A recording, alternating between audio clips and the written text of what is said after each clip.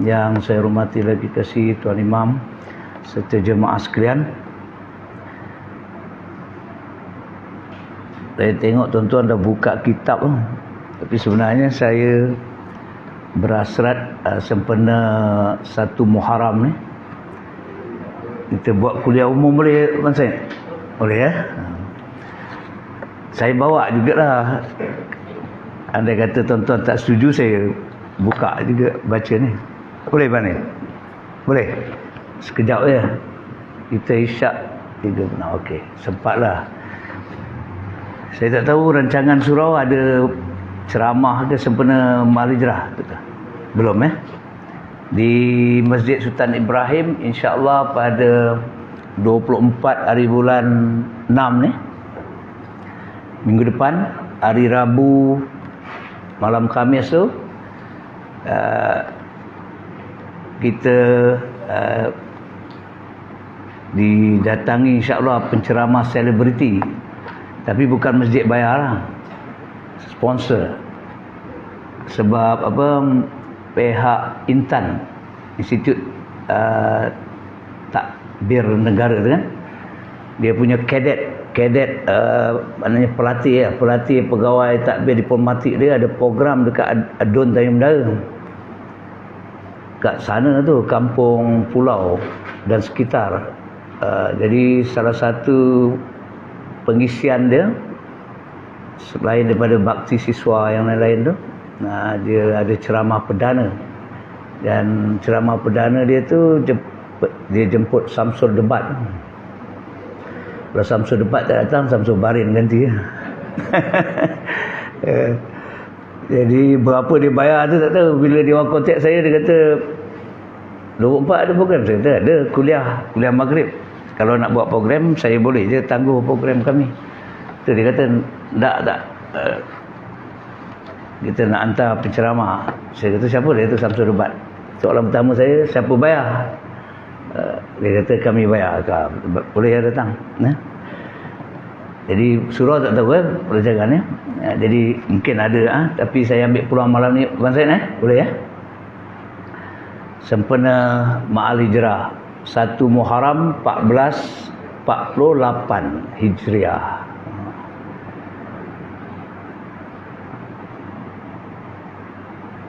Tajuk dia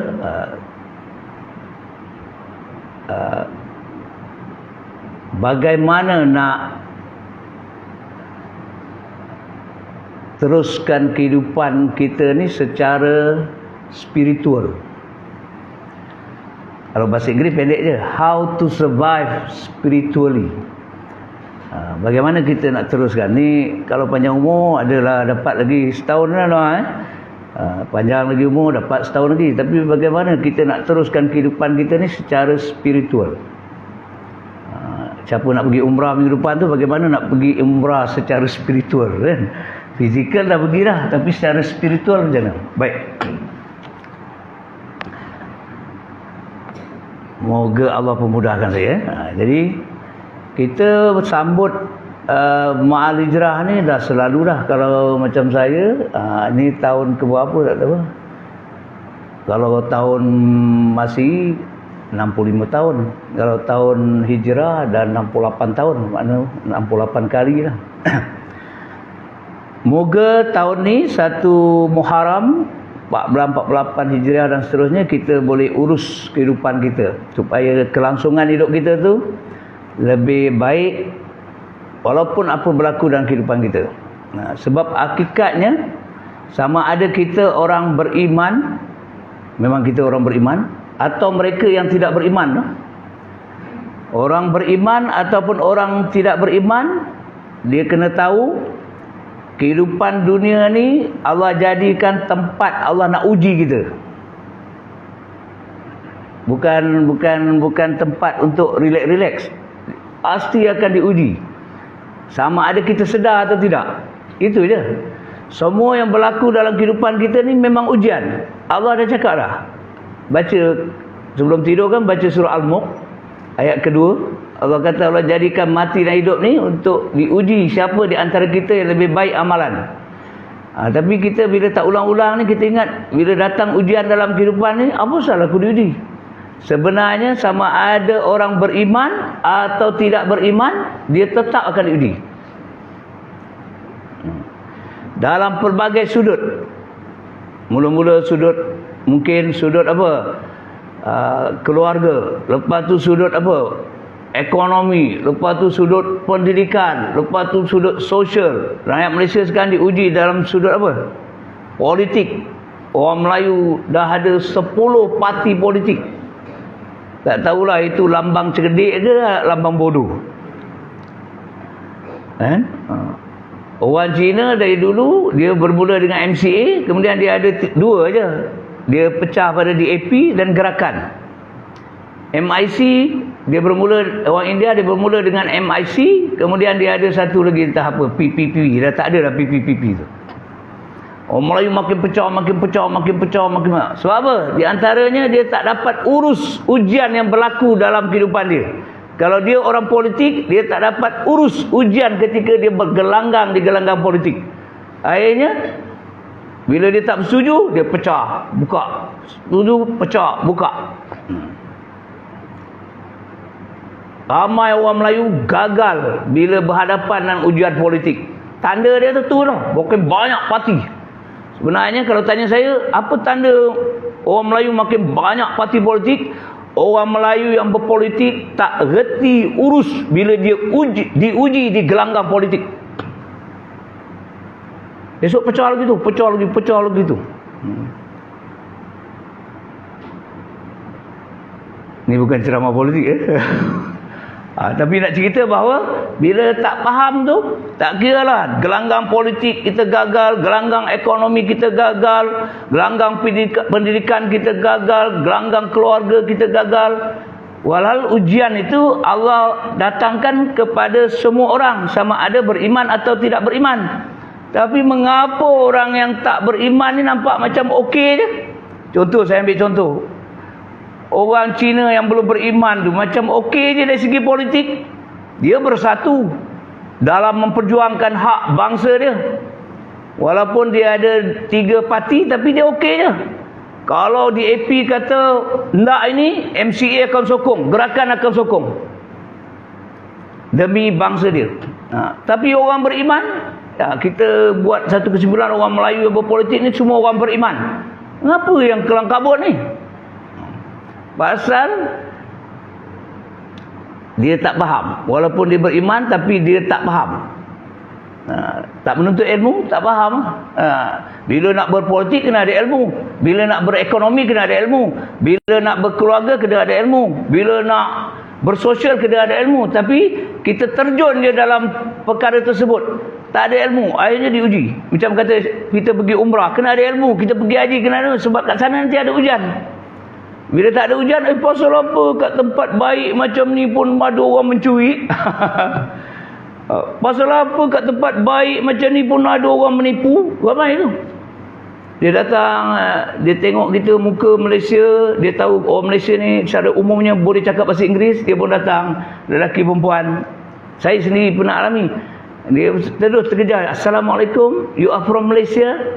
Kita pun masa tu baru kali pertama pergi, yes, I'm from Malaysia. Dia ceritalah macam-macam, dia nak duit. Kita bagi je lah duit. Walaupun kita tahu ini aku ni budak ni ke tidak ni, tapi kita niat sedekah kan. Jadi mengapa orang beriman bila diuji gagal juga, sedangkan dia orang beriman? Patutnya kekuatan iman itu membantu dia untuk menghadapi ujian, tetapi dia tak pernah peduli untuk tingkatkan kekuatan iman dia. Misalnya bila ada kuliah untuk faham soal keimanan, kuliah tauhid, tak datang. Macam mana nak meningkat iman? Kita ingat boleh faham tentang Allah tu macam tu je. Mula tak faham, dah faham pula. Mana boleh? Kena belajar. Dah belajar pun tak faham. Betul Aziz? Dah belajar pun tak faham. 10 kali belajar, baru faham sikit. Kan? Boleh buka kitab Risalah Tauhid tu. Kadang sampai khatam first round tu tak kerti apa lagi. Cuma Allah bagi keberkatan sebab dah pernah belajar bab tauhid. Allah bagi juga. Belajar lagi.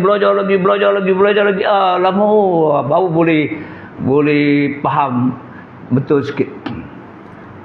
Jadi kita kata kita orang beriman. Sepatutnya orang beriman ni ujian bagi dia senang saja. Sebab Allah dah kata apa? La yukallifullahu nafsan illa wus'aha. Ayat daripada surah Al-Baqarah ayat 286. Allah takkan uji kita melainkan mengikut apa yang kita mampu. Allah takkan susahkan kita. Tapi bila kita diuji, kita tak buat tindakan yang betul. Bila diuji, cari ilmu. Tak kiralah diuji dalam apa bidang, cari ilmu. Orang Melayu diuji dengan politik, carilah ilmu politik. Ini tak ada ilmu politik, terjun. Tak kiralah parti mana, sama aja. Tak ada ilmu. Bila nak berniaga, duk gaduh orang Cina ni dia telah monopoli perniagaan, kita susah bangkit. Carilah ilmu. Macam mana mereka bermuafakat, macam mana mereka banner networking. Dia kalau berniaga, tak percaya, tinggal Sungai Udang tu banyak kedai Cina meniaga benda yang sama. Kita datang kedai dia, uncle ada barang ni? Tak ada, you pergi sana tu kedai kawan dia. Tapi orang Melayu tak ada. Sebelah tu kedai brother dia, saudara dia pun dia tak tunjuk. Dia tak belajar. Jadi cari ilmu. Tingkatkan keimanan. Sebab patutnya kita orang beriman ni diuji, kita steady pasal kita ada keimanan. Tapi keimanan kita tak meningkat. Yang sebabnya kerana kekurangan ilmu. Belajar tapi tak faham, tak amal satu bab. Jadi itu isu pertama dia. Kita diuji dalam pelbagai bentuk. Apa dia? Kita bukan diuji bila dalam bentuk kesusahan saja. Kesenangan juga satu ujian. Berapa ramai orang kaya tapi lulus gagal dalam ujian. Betul, Puan Ali? Dia kaya, bila dia gagal? Banyak harta, banyak duit, tak keluar zakat. Dia kaya, di mana dia gagal? Dekat kampung dia ada anak orang miskin dapat tawaran belajar ke luar negara ataupun dalam negara. Nak bayar iuran, duit tak ada. Dia buat je, gagal dia. Walhal itu tanggungjawab orang kaya. Bukan tanggungjawab kerajaan semata-mata, tanggungjawab orang kaya. Katalah dalam taman kita ni ada orang memang kaya, Aziz. Tiba-tiba anak saya dapat masuk universiti, tak ada duit. Aziz tahu. Aziz buat tak tahu. Gagal. Dia gagal dalam ujian tu. Allah sedang uji kita. Jadi kita diuji dalam kesusahan dan kesenangan. Dalam kesusahan ramai orang perasan ni ujian ni, mula dia minta tangan dengan Allah. Tapi bila kesenangan dia lupa. Ujian, tuan-tuan. Kadang-kadang kita ada rumah selesa, ujian. Rumah selesa bukan asyik tidur je dalam rumah tu. Rumah dah selesa, dalam master bedroom ada bilik air, dalam second bedroom ada bilik air. Maknanya semua rumah, semua bilik dalam rumah dia tu ada bilik air. Maknanya malam bangunlah. Kau nak tahajud, kau nak bangun pukul 3 pun kau tak ganggu kat mak kau tu. Mak kau tu dia ada bilik air asing. Tapi rumah selesa, ada aircon. Rumah kat taman kita ni kebanyakannya ada aircon kan, termasuk rumah saya. Tapi rumah saya baru satu bilik yang ada aircon. Rumah ada aircon. Tapi kita tanya, bukan main selesa. Nak bangun sebelum masuk subuh pun payah. Bukan suruh bangun pukul 3 hari. Bangun sebelum masuk subuh je. Pukul 5. Masuk bilik air cepat. Sebelum masuk subuh tu waktu sahur. Waktu sahur dia panggil sahar Waktu yang mustajab doa. Banyak minta ampun. Itu je. Dalam kata tak sempat setengah jam sebelum masuk subuh. Beberapa minit sebelum masuk subuh tu pun. Kalau tak dan lagi masuk bilik air, lupakan masuk bilik air dulu. Istighfar banyak-banyak, minta ampun. Tapi tak guna. Jadi tuan-tuan, dalam kesenangan kita diuji, dalam kesusahan diuji. Ujian ni datang dalam pelbagai bentuk, tuan-tuan. Tapi senang ringkasnya ni, apa saja berlaku dalam kehidupan kita tu maknanya sedang diuji lah tu. Saya sedang diuji tak kan? Ya.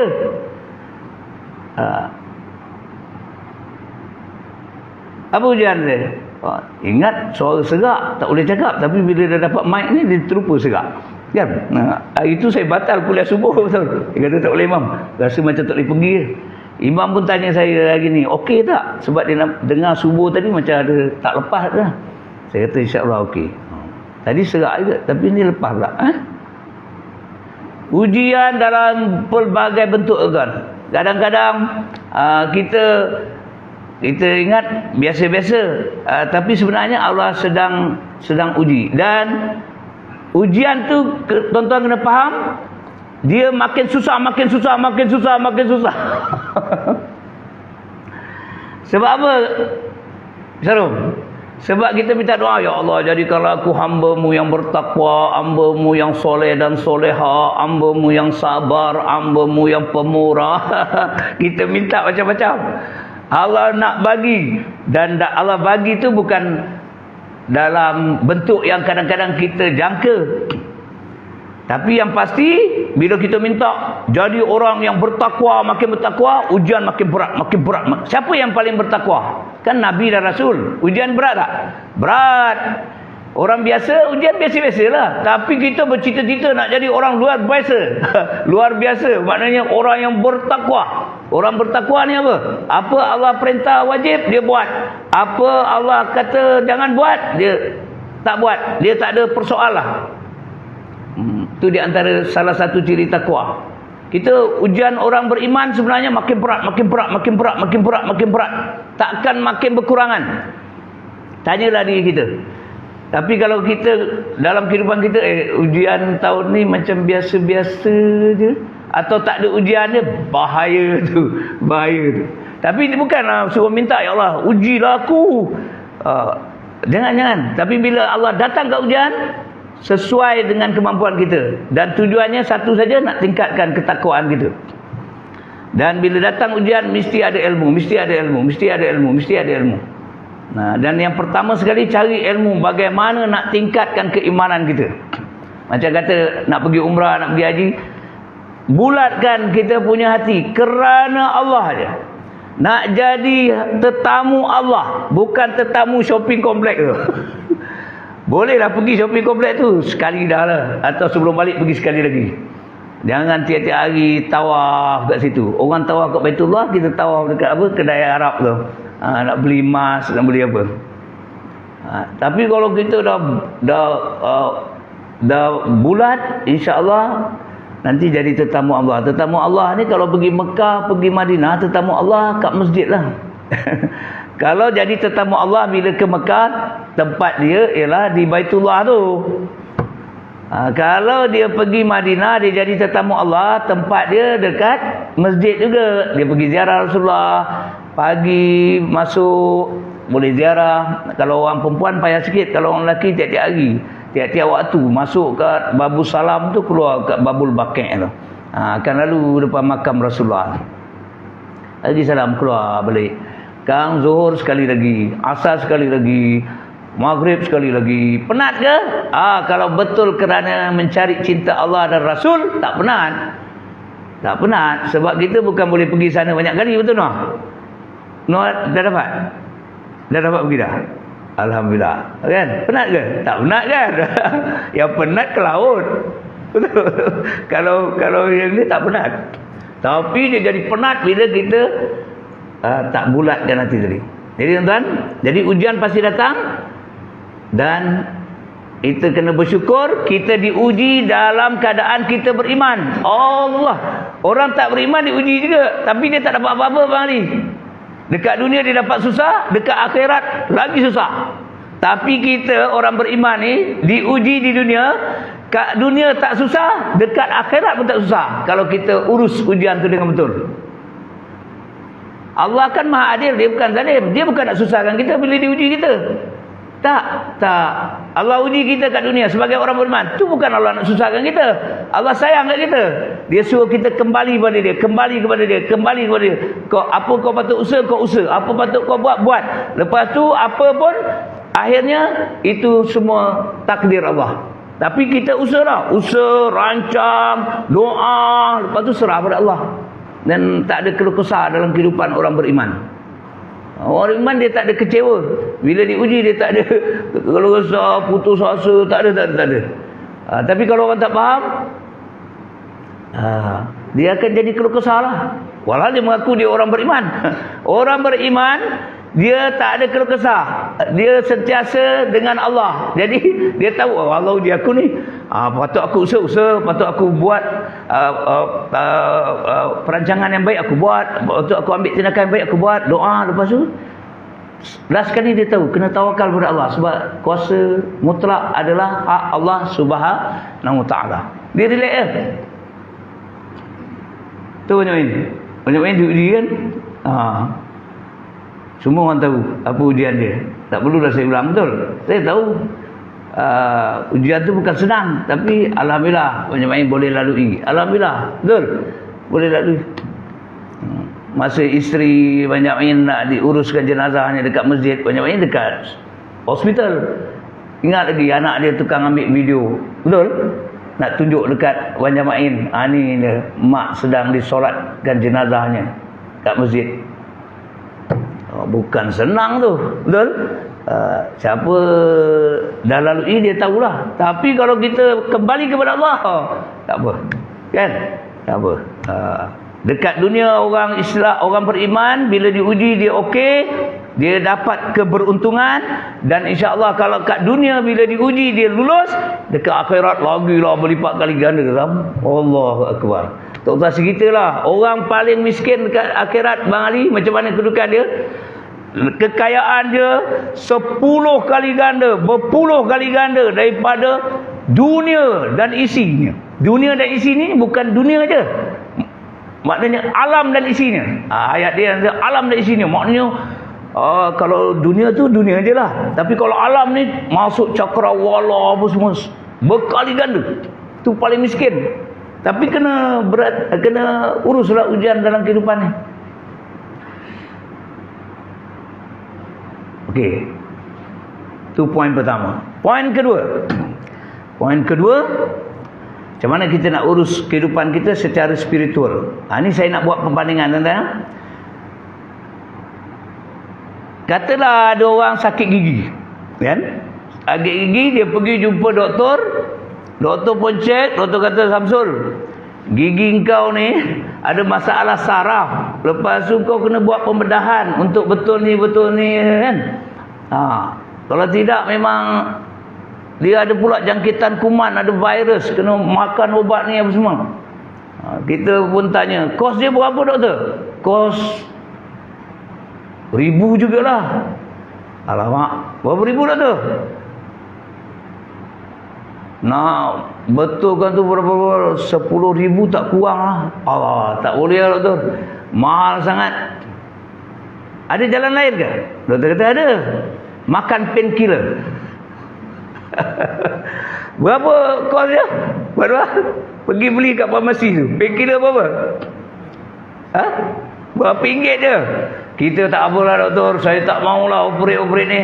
Dah mahal. Sakit tu operate tu. Nak injek lagi bil siapa tu. Saya makan painkiller lah.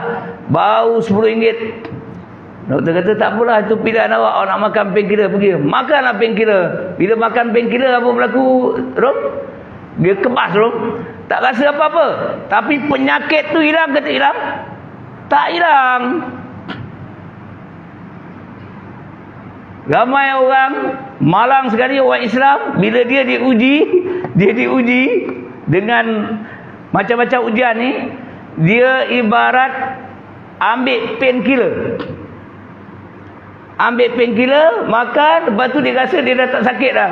Penyakit tu ada, makin kembang, makin parah. Jadi kalau gigi tadi betul kan kita ada minta maaf apa,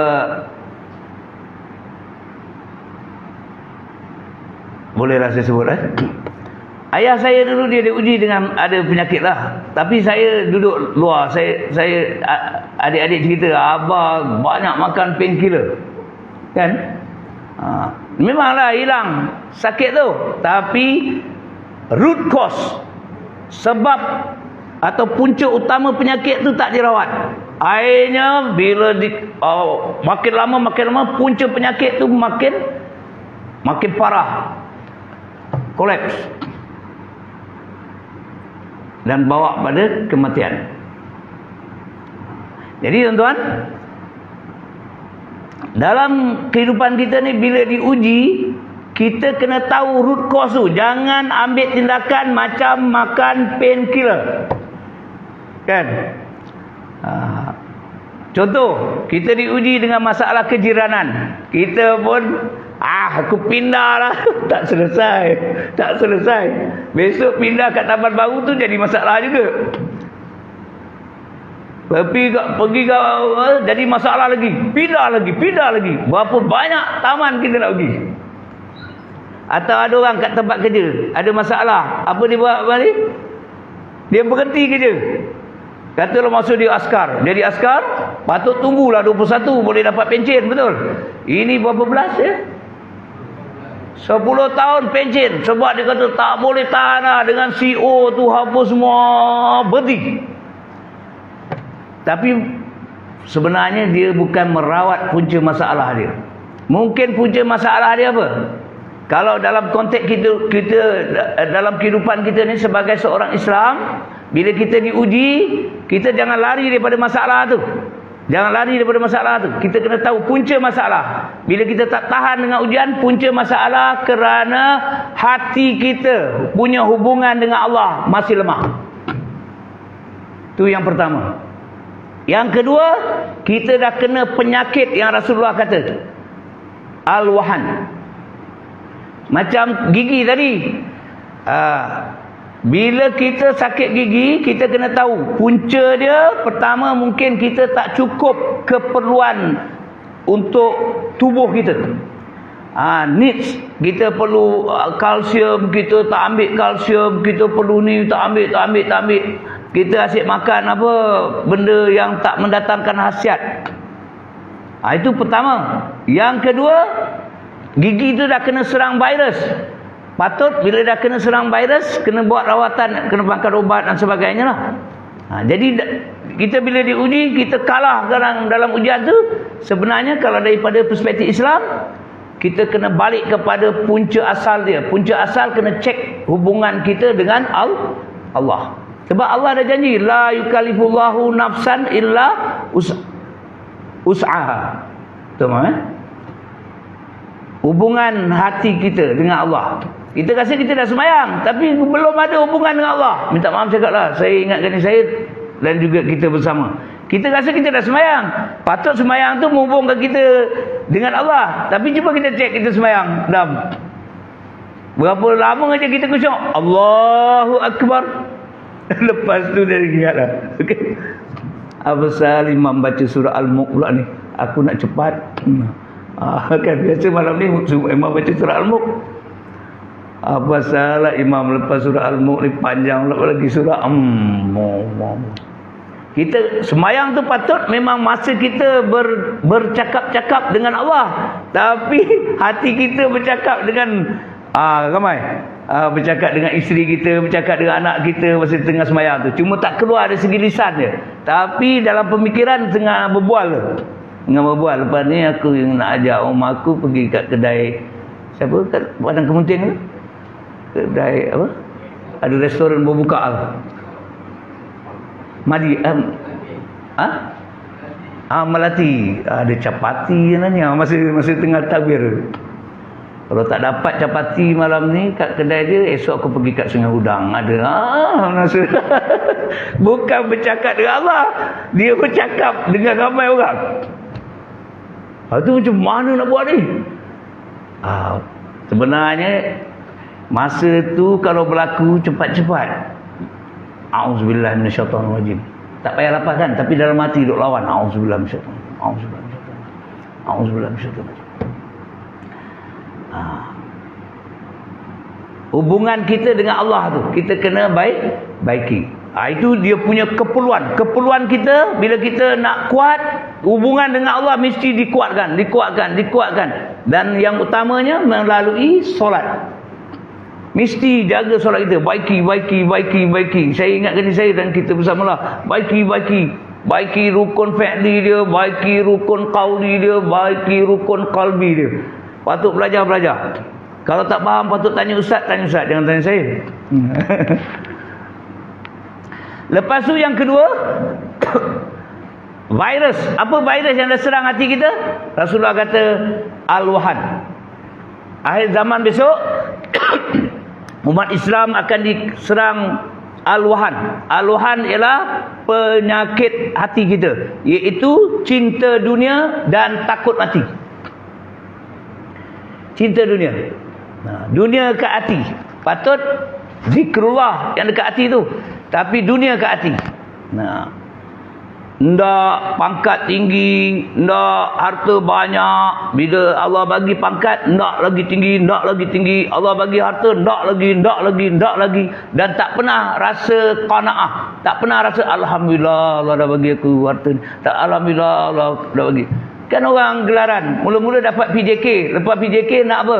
PPN, lepas tu dapat BKC, lepas dapat BKC nak BKT, lepas dapat BKT nak DSM apa-apa, lepas Datuk Wira nak Datuk Seri, lepas Datuk Seri nak Tan Seri, lepas Tan Seri nak Tun, lepas tu dia nak jadi raja.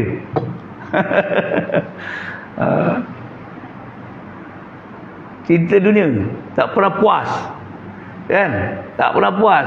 Patut dapat syukur, alhamdulillah, usaha lagi, tapi sentiasa syukur. Dapat sikit pun syukur, dapat banyak dan tak lupa pada Allah. Tanda orang cinta dunia ni, dapat banyak dia makin lupa pada Allah. Dapat sikit dia menderita. Dapat banyak dia tak syukur. Dia tak makin dekat dengan Allah. Dia makin sibuk cari. Itu cinta dunia lah. Dapat, makin sibuk cari, makin susah datang surau, makin susah datang masjid, makin susah datang majlis ilmu, makin susah segala-galanya. Nak baca Quran makin tak ada masa. Itu cinta dunia tu. Dulu boleh je baca Quran, lepas tu bila dah dapat pangkat tinggi dah tak baca Quran, dan dia jaga betul pangkat dia tu supaya meningkat. Quran makin dilupakan. Itu cinta dunia lah. Bukan tak boleh ambil dunia, tapi jangan sampai dunia menjauhkan kita daripada Allah. Kalau kita cari dunia sehingga dunia menjauhkan kita daripada Allah, itu cinta dunia. Itu cinta dunia. Kita beli kereta baru, makin kita jauh daripada Allah. Itu cinta dunia tu. Dulu elok je kereta kita, pesona, boleh pergi masjid, boleh pergi surau, boleh pergi majlis ilmu. Tukar Alphard tak pergi-pergi.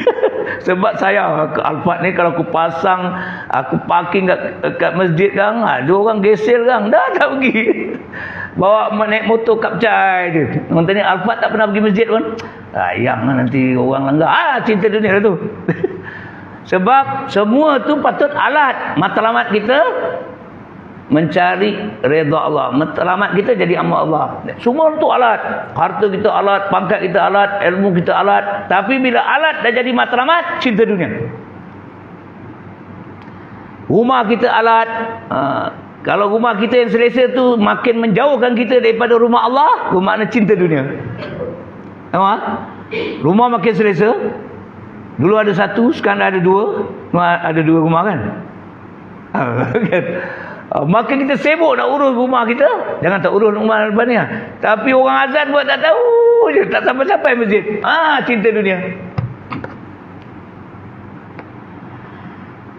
Tengok orang cinta dunia kan. Orang tengah azan pun bersembang. Sedangkan dah ada peringatan daripada Rasulullah. Siapa bercakap ketika orang azan, dikuatiri dia tak dapat mati dalam keadaan husnul khatimah. Kadang kita pun terperangkap betul pasti tengah azan tiba-tiba orang datang sebelah. Haji macam mana Haji? Alamak. Kita pun jawab. Lepas tu melarat. Kadang-kadang minta maaf cakap lah. Semua orang terperangkap. Tak kira imam ke, Bilal ke, Noja ke, Siak ke, pengurusi ke, semua terperangkap. Tengah orang azan bercakap. Sedangkan benda tu nampak macam mudah. Tapi hati kita dunia. Tengah orang azan tu cuba kita timbang balik, ingat balik apa kita cakap tu. Bukan bercakap tentang Allah pun. bukan bercakap tentang syurga pun, bukan bercakap tentang neraka pun, tengah bercakap tentang benda yang bersifat dunia. Betul, tengah bercakap pasal kerja, tengah bercakap pasal motor, pasal kereta.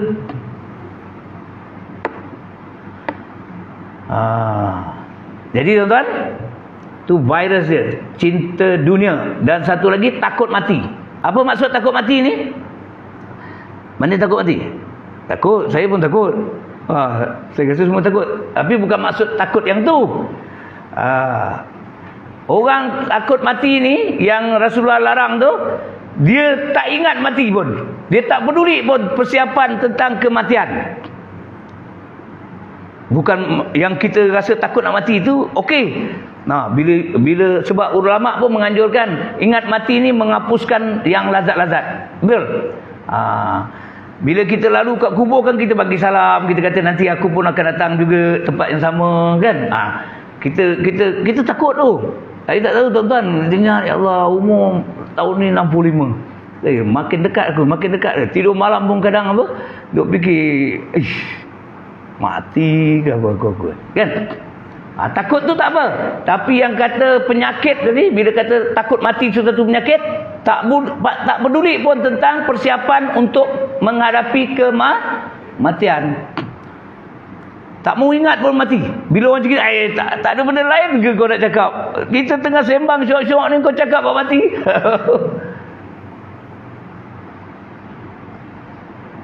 Patut ingat tuan-tuan tentang mati ni, buat persiapan. Sebab tu tempat yang kekal abadi. Sini tak kekal pun. Rumah kita akan tinggal. Nizam tak akan bawa basikal Alibaba dia tu. Dia akan tinggal kat sini. Pakailah siapa nak pakai lepas ni. Kan? Dia silap adik dia pakai, sekejap dia kata boring apa. Jual. Kan ramai orang bila bapak dah meninggal, tinggal tanah, tinggal apa, lepas tu dia jual satu. Badan muka kita. Dulu bukan main kita jaga pasti ya. Kita dah meninggal besok dia jual satu. Bergaduh pula tu. Kan? Bila dah jual tu bagi-bagi tak betul pula tu. Ada yang dapat lebih. Satu untuk kau, satu untuk aku. Lagi satu untuk aku. Baik. Jadi tuan-tuan, buat persiapan. InsyaAllah kalau kita dapatlah praktiskan sedikit ini pun sudah memadai. Moga-moga tahun-tahun kita yang ke hadapan, khususnya 14-48 ni lebih baik dari segi kerohanian ni lah. Okey tuan-tuan, moga itu peringatan untuk saya dan juga untuk kita bersama, dan selamat menunaikan umrah kepada Cik Mat dan keluarga. Doalah untuk kita sekali ya, boleh datang berulang kali. Sekian dan pemaaf. Assalamualaikum warahmatullahi wabarakatuh. Subhanakallahumma wa bihamdika asyhadu an la ilaha illa anta